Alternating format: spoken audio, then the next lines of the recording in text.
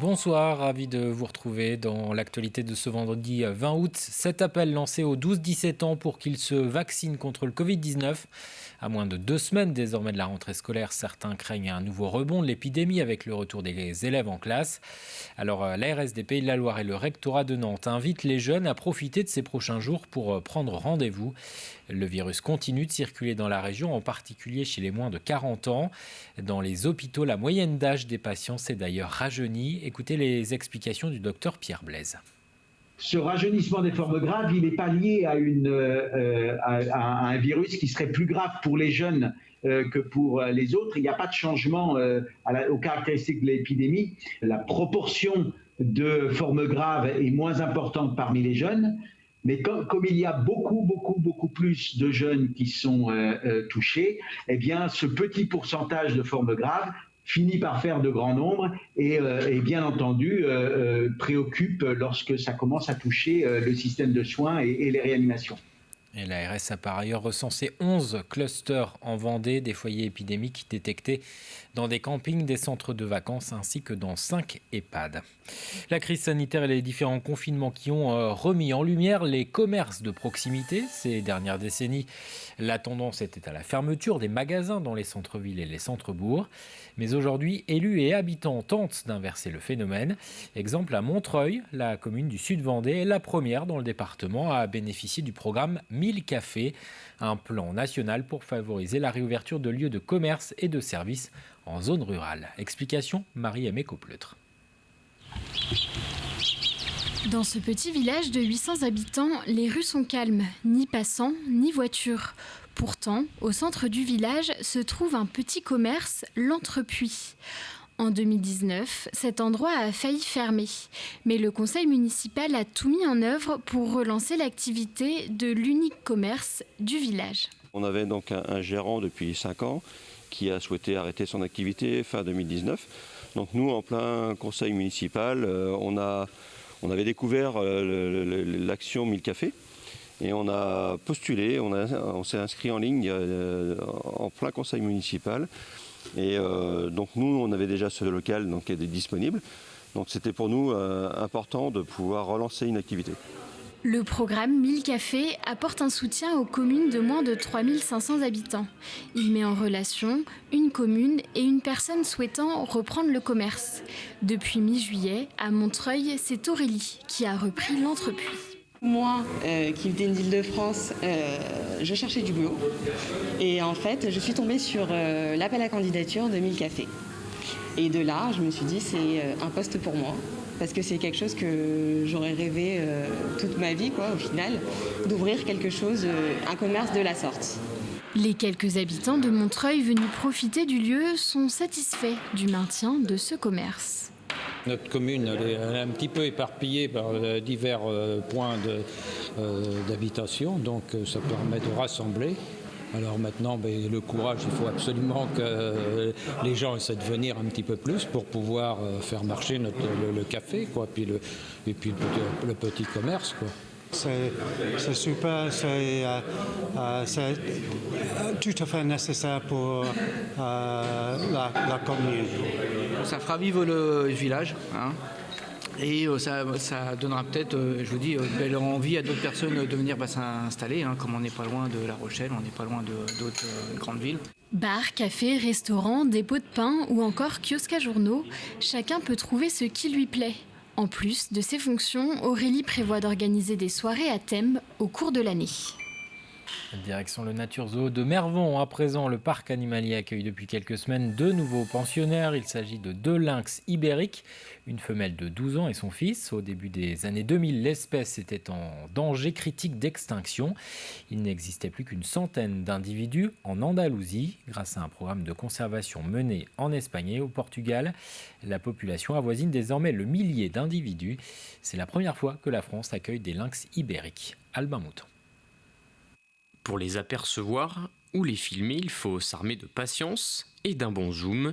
2 lynx ibériques sont arrivés au Nature Zoo de Mervent à la mi-juin. On les voit pas, voilà, ils sont craintifs, donc il n'y a pas de souci. Et pour les accueillir, le parc a dû répondre à un cahier des charges bien spécifique. Voilà, nous on a fait un enclos 3 fois plus grand que ce qu'ils nous demandaient nous. Fallait pas non plus qu'un seul enclos. Il fallait aussi des petits enclos en fait à côté pour éventuellement faire de la reproduction ou pouvoir séparer les individus en cas de souci. Il fallait que l'enclos soit assez végétalisé aussi. Donc on a mis pas mal d'essences d'arbres qui viennent aussi de là-bas, comme le chêne liège qu'on a ici. Et c'est des animaux aussi qui sont habitués à manger des proies vivantes. Du coup, nous, voilà, fallait qu'on respecte ça aussi. Donc ils vont manger du lapin vivant. C'était dans le cahier des charges en fait à remplir. Originaires de l'Espagne et du Portugal, les lynx ibériques sont en partie élevés dans des centres dédiés. Ils sont ensuite réintroduits dans leur milieu naturel. C'est l'espèce de félin la plus menacée. Faut savoir qu'avant 2000, on en trouvait moins de 100 individus dans le milieu naturel. Voilà, les chiffres là maintenant ont réaugmenté, sont passés à plus de 1000.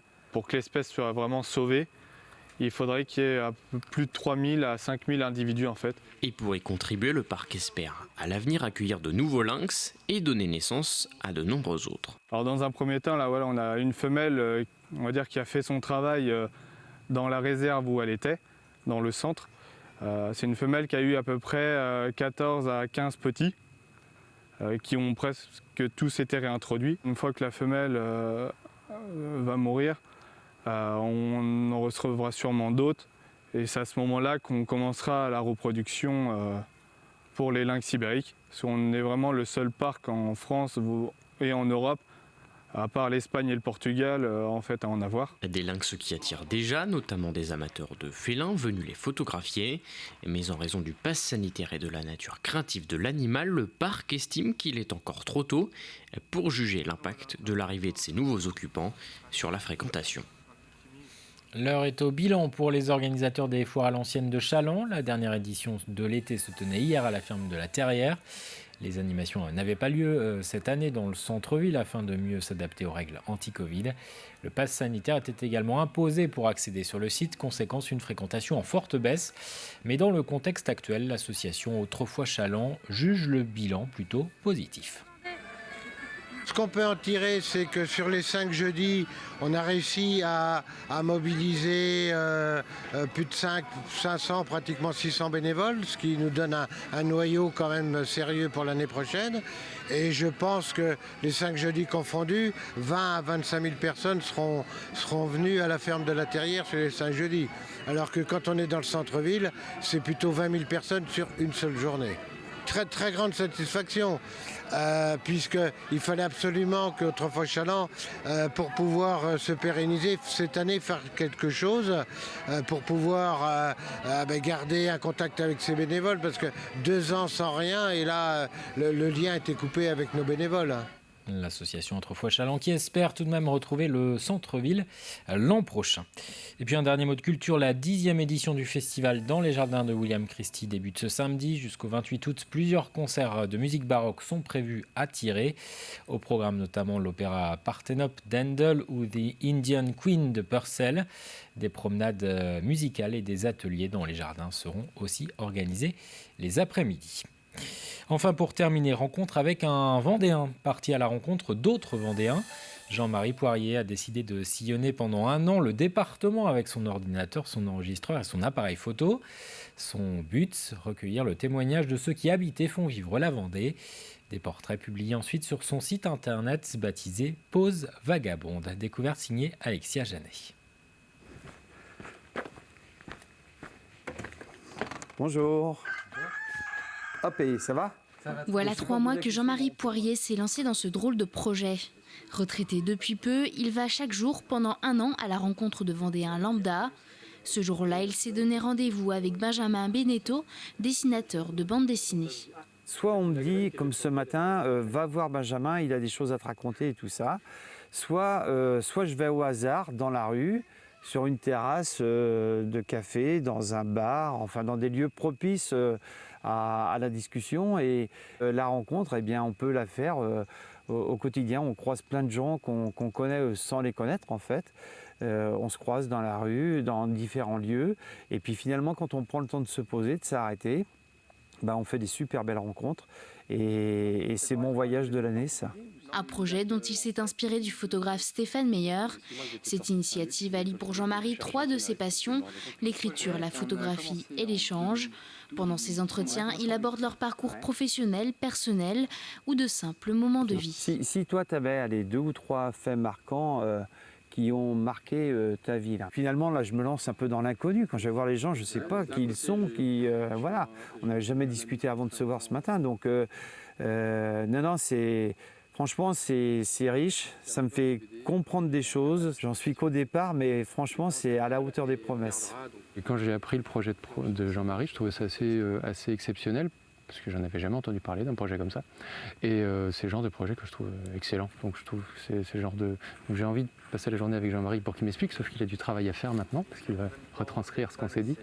Les conversations sont ensuite retranscrites sous la forme de portraits qu'il publie sur son site internet Pause Vagabonde. Je vais du bocage au littoral, du Marais au nord du département. Donc j'essaie de rencontrer tout type de personnes, tout profil, tout m'intéresse. Et je vais à l'inconnu et puis après on verra le résultat à l'arrivée. Mais ouais, certainement que... j'ai déjà eu beaucoup de surprises et certainement que j'en aurai encore beaucoup d'autres dans les mois à venir. Il lui reste encore 9 mois pour être surpris. Un travail de longue haleine qui signe pour lui sa nouvelle vie de retraité. Faire des choix que moi je pense... Dans un instant, les prévisions météo. Le week-end sera enfin estival avec du soleil et des températures en hausse. C'est la fin de cette édition. Merci de votre attention. Très bonne soirée sur TV Vendée.